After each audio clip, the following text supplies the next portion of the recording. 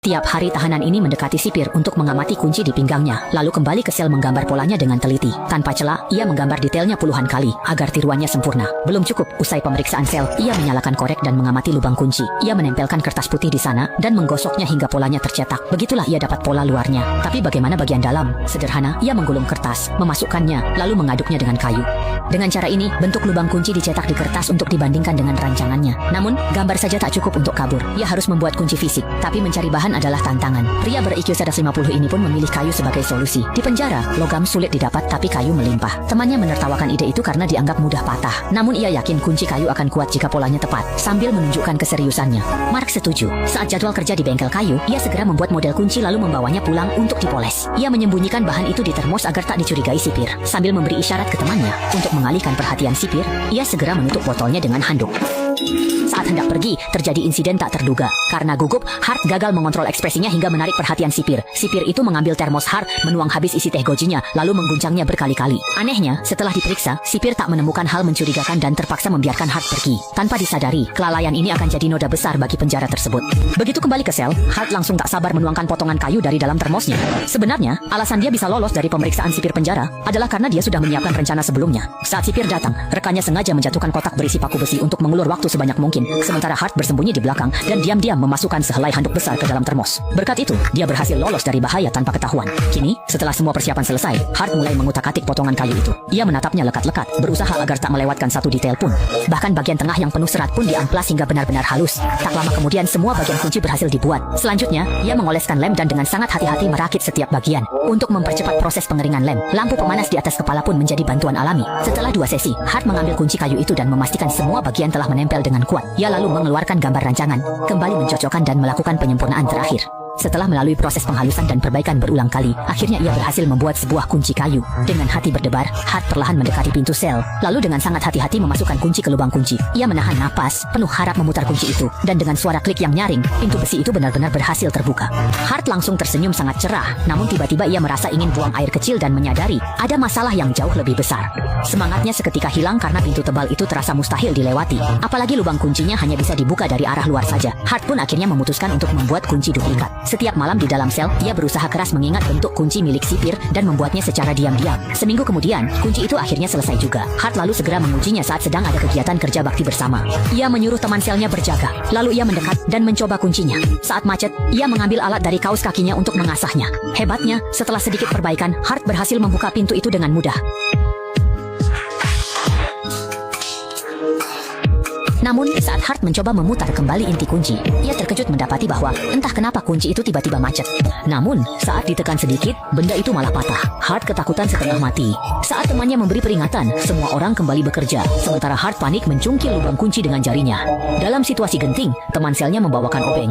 Hart segera mengutak-atik lubang kunci itu. Langkah kaki makin dekat, temannya pun cemas menepuk-nepuk pahanya. Tepat sesaat sebelum sipir datang, Hart berhasil membersihkan serbuk kayu, namun lidah kuncinya masih tetap menonjol. Begitu sipir pergi, ia segera menaruh pel lalu berlari memukul pintu dengan sangat panik. Meski tangannya sampai bengkak karena memukul berkali-kali, lidah kunci itu tetap tidak bergeming sedikit pun. Dengan pasrah, ia berbaring gelisah menunggu hukuman yang akan datang. Saat sipir kembali untuk mengunci pintu, Hart pun langsung tersentak kaget seperti burung yang terkejut. Awalnya Hart mengira ia akan celaka, tapi sipir yang melihat lidah kunci menonjol hanya menoleh sebentar lalu menutup pintu. Hart berdebar kencang, tapi setelah menunggu dalam keheningan yang cukup lama, ia merasa lega. Meski lolos, tekad kaburnya tak goyah. Tak lama kemudian ia membuat kunci baru, tapi cara membukanya jadi masalah. Mereka bertiga berdiskusi mencari solusi. Temannya usul mengikat benang di ujung kunci untuk diulur keluar agar bisa masuk lubang kunci dengan presisi. Tapi Hart menolak, membuat temannya bingung. Benar-benar doyan makan. Bingung, mereka cari cara lain. Mendadak, sipir datang memeriksa sel. Mereka terkejut dan pura-pura sibuk. Sipir pun membuka pintu besi. Kita sedang membicarakan apa? Tidak ada apa-apa. Kami hanya mengobrol. Maaf. Suasana tegang langsung menyelimuti sel. Untungnya, sipir tidak terlalu curiga, hanya melirik sebentar lalu berbalik pergi. Tak lama kemudian, si rambut keriting berjalan menuju pintu. Setelah sipir menjauh, mereka lega. Saat mau lanjut diskusi, si pirang tiba-tiba mengambil sapu si keriting dan mengamatinya. Lalu mereka keluar, menutup pintu, dan simulasi pakai sapu itu sementara si keriting di dalam. Ternyata panjang sapu pas menyentuh lubang kunci. Masalahnya tinggal cara memutar kuncinya. Di bengkel kayu, Hart senang melihat napi lain memakai roda putar mesin bubut. Sambil perlahan mengolah kayu, muncul sebuah ide berani. Ia menyambungkan papan berlubang ke ujung sapu dengan sekrup, lalu memasang kunci di lubang lainnya. Ia memakai prinsip roda putar untuk memutar kunci tersebut. Setelah selesai bersiap, Hart segera melakukan uji coba. Ia masukkan kunci ke lubang, lalu sekuat tenaga memutar roda. Tak disangka, cara ini benar-benar berhasil. Hart merasa sangat senang, tapi sayangnya kegembiraan itu tidak bertahan lama. Tiba-tiba ia ingin buang air kecil dan melihat sipir berpatroli. Hart panik luar biasa, lalu bersiap mencabut kunci. Sialnya, karena gugup, kunci itu jatuh.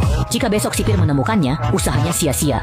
Hart tak bisa menerima itu. Dalam panik, ia mengunyah permen karet simpanannya dengan kuat, lalu berjalan ke jendela. Ia menjulurkan sapunya, di ujungnya ada permen karet.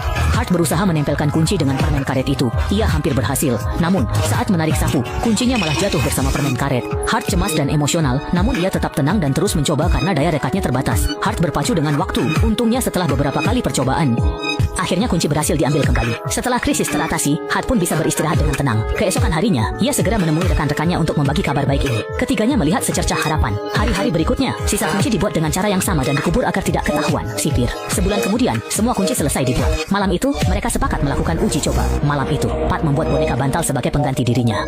Lalu mereka bertemu Curly, mengendap bertelanjang kaki ke bawah, mencoba kunci buatan mereka. Untuk kabur, mereka harus melewati 15 pintu, dengan 39 kunci berbeda. Mereka menguji satu persatu, dan memberi tanda agar hemat waktu. Namun, baru mencoba satu pintu, sipir patroli muncul. Keduanya mundur, tapi terlambat untuk naik. Mereka terpaksa sembunyi di lemari penyimpanan bawah tanah. Sialnya, lemari itu tak bisa dikunci dari dalam.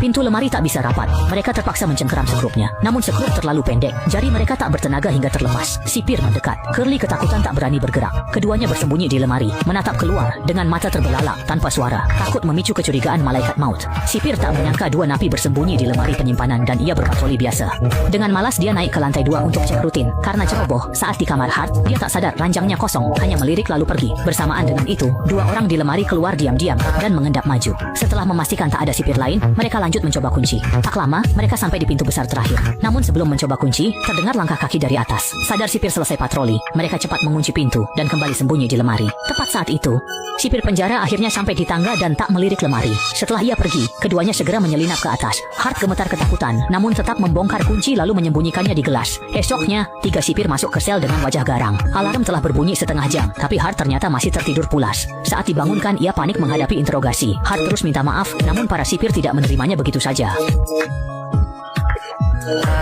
Mengapa sampai saat ini kamu masih belum juga memejamkan mata dan beristirahat dengan tenang?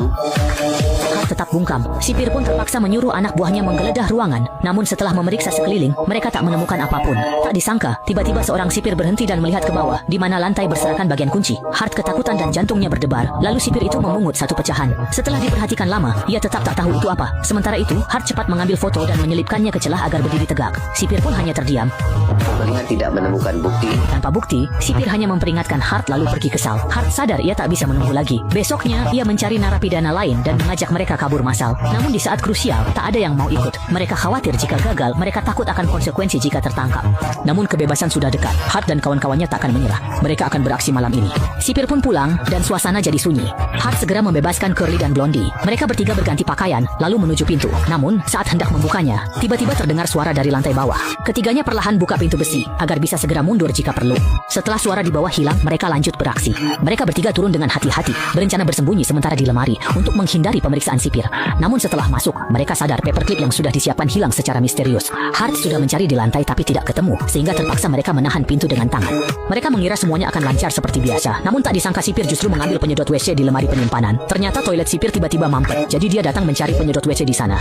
Namun saat hendak berdiri, dia tanpa sengaja menjatuhkan paperclip yang ada di gembok. Sambil memeriksa, dia berniat mengembalikan penyedot WC itu. Namun di pintu, seorang napi di atas berteriak keras. Saat itu, 3 orang di lemari mulai goyah dan pintunya pun bergetar. Saat genting, sipir terganggu suara ribut itu, lalu menaruh penyedot WC dan ke lantai atas. Ketiganya pun berhasil lolos. Tanpa buang waktu, mereka lari keluar dan cekatan membuka satu persatu pintu besi. Tak lama kemudian, mereka pun sampai di depan pintu terakhir. Yang lebih mengejutkan lagi, pintu gerbang di luar ternyata sedang terbuka. Mereka saling berpelukan erat, merayakan kebebasan yang akan segera mereka raih. Lalu, sambil menahan kegembiraan, mereka segera memakai sepatu dan jaket lalu membuka pintu. Namun saat keluar, mereka terkejut melihat sipir bersenjata berpatroli di tembok. Untungnya, mereka sudah siap dan menggunakan cermin kecil untuk memantau situasi. Saat penjaga berbalik, mereka segera bergegas ke pintu keluar. Satu persatu ketiganya sampai di gerbang utama, lalu lewat cara serupa ke jalan raya. Meski begitu, hati mereka belum tenang. Mereka hanya menunduk dan terus berjalan diam. Baru setelah dua sipir yang berpapasan tidak menyadari identitas mereka, barulah mereka bisa bernapas lega. Bak kuda liar, mereka berlari bebas hingga stasiun. Ketiganya asal naik taksi, lalu minta sopir langsung keluar perbatasan. Besoknya, sipir membuka sel dan menyuruh narapidana melapor. Tapi hanya grup Hart yang tak bergerak. Saat sipir masuk kamar, ia terkejut melihat ranjang kosong tanpa Hart. Hanya ada sebuah boneka palsu. Sipir tak menyangka bagaimana bisa orang sebesar itu tiba-tiba lenyap begitu saja. Tapi saat sadar, sudah terlambat. Ketiganya sudah kabur naik mobil lewat perbatasan.